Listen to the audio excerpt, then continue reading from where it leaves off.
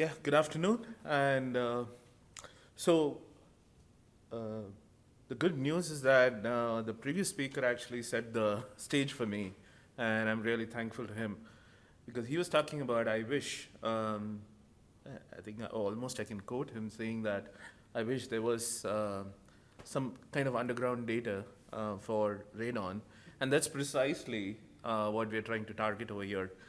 Um, as the name suggests, this is just the name of the project. This is a funded project from USDA and NSF through a program called Signals in the Soil.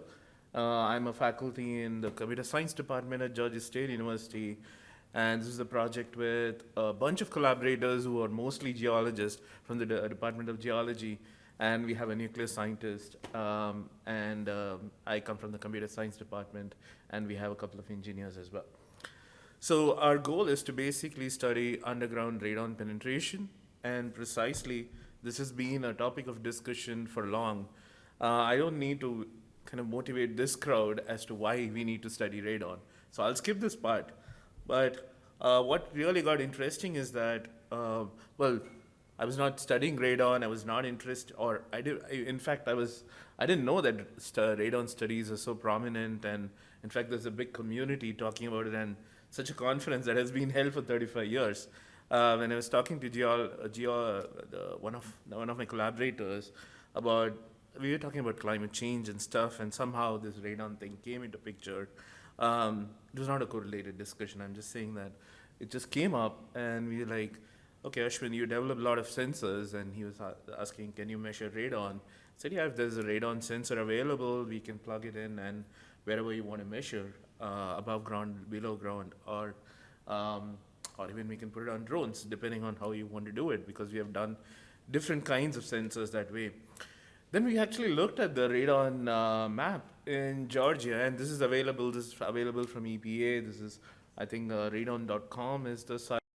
Also, one of our collaborators in geology, he had geosciences, had done radon measurements in homes in the Dekalb County, which is one of the largest counties after Fulton County in Georgia, almost the same size, which it's very highly residential and fairly commercial as well.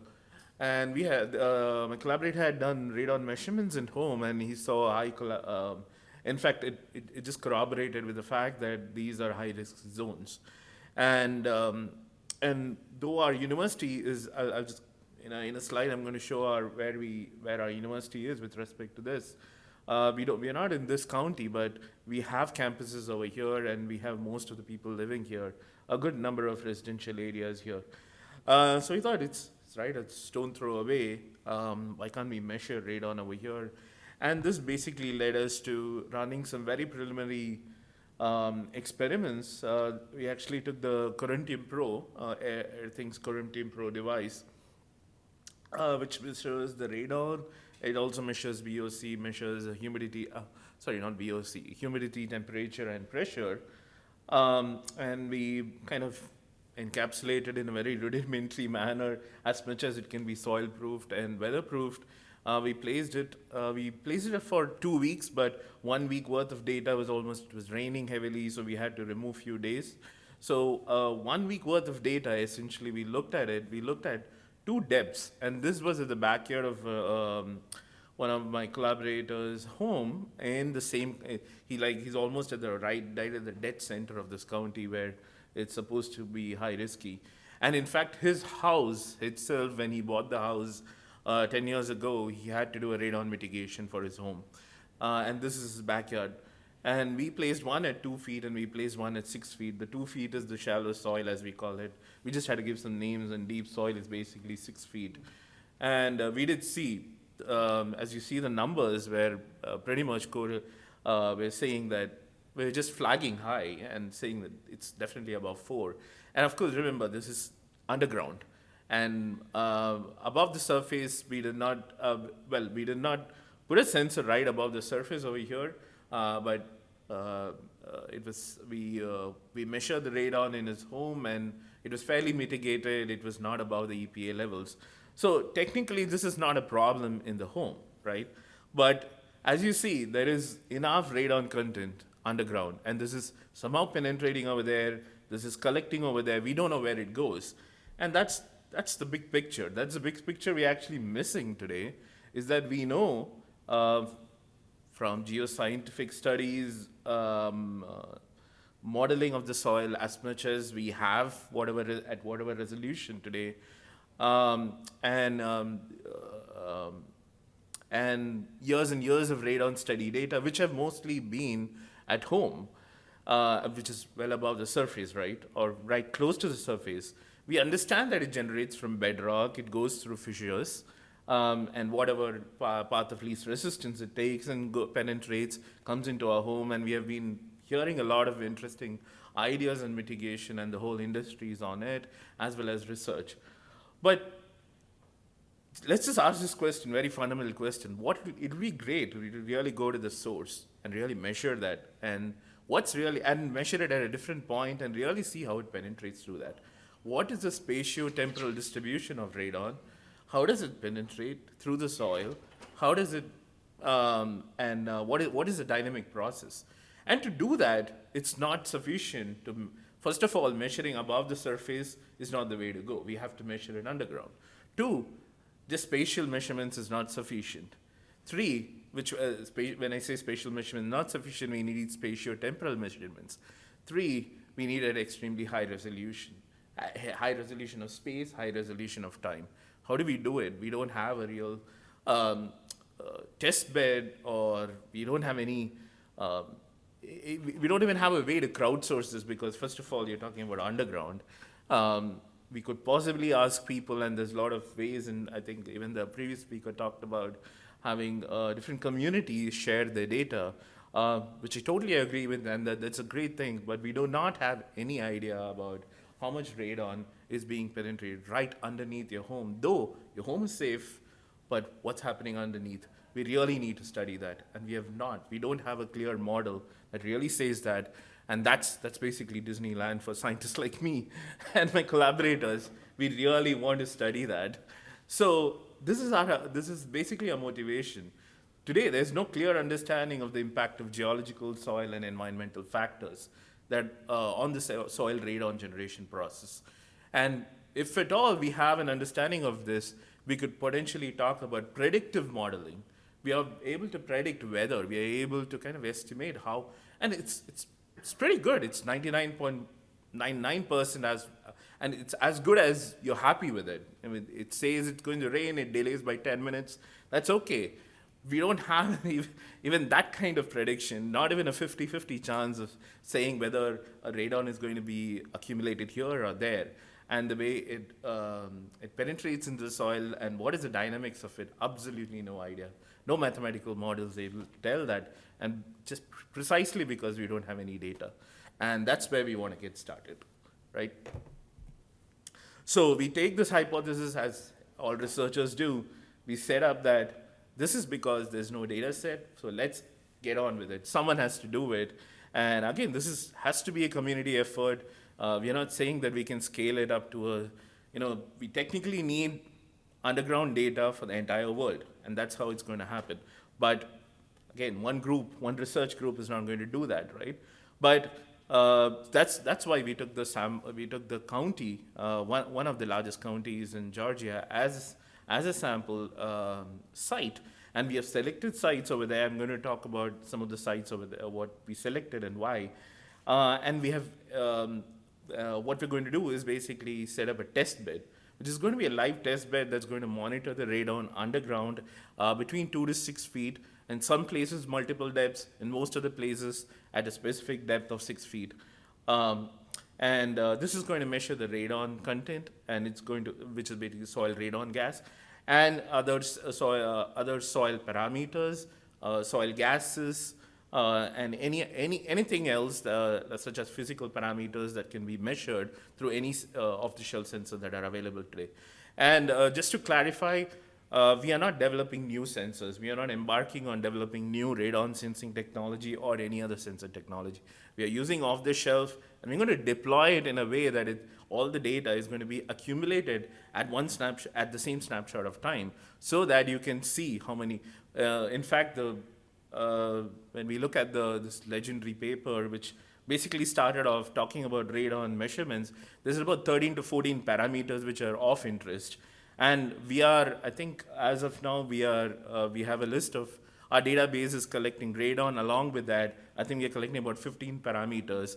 And also we do a soil analysis in lab. This is the chemical analysis through the ICP-MS.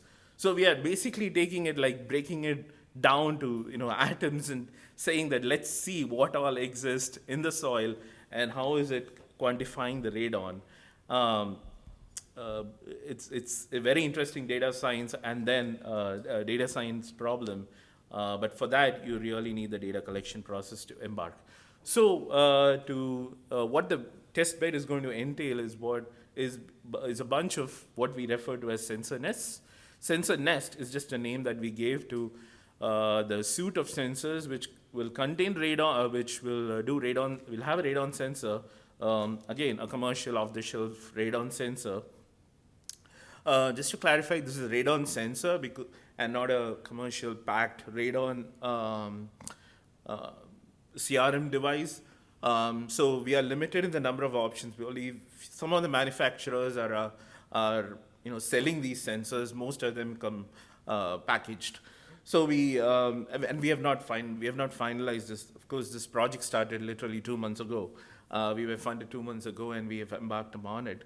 So we have not decided exactly which radon sensor goes, and that's why I'm here talking to a lot of people. But we'll decide that. And in addition to that, we are measuring, as I said, soil moisture.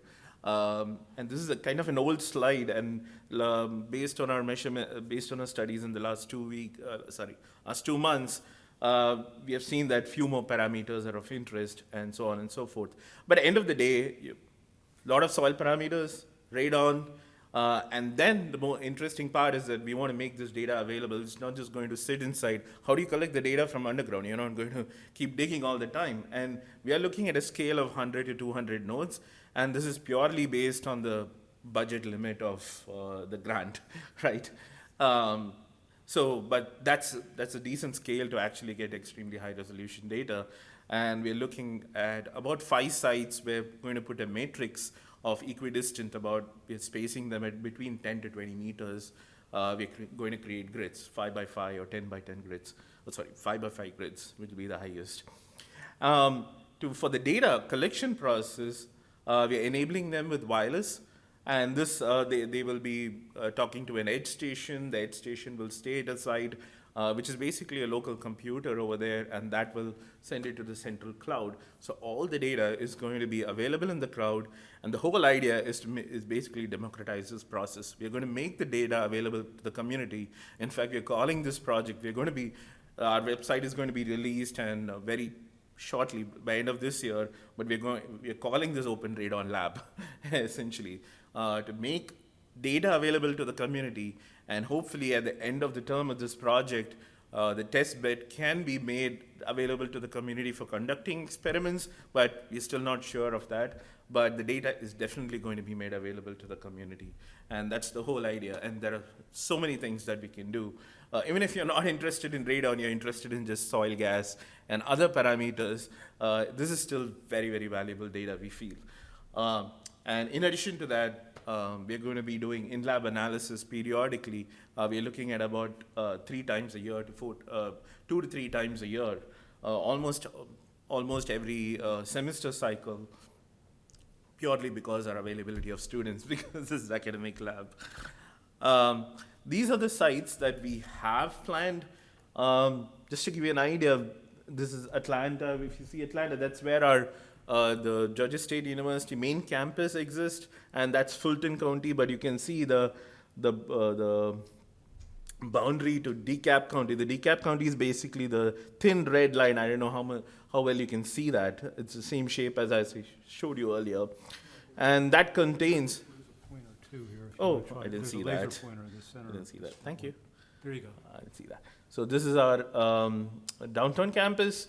And we also have these two, Georgia State University has 2-year colleges, which used to be vocational colleges, now part of the university.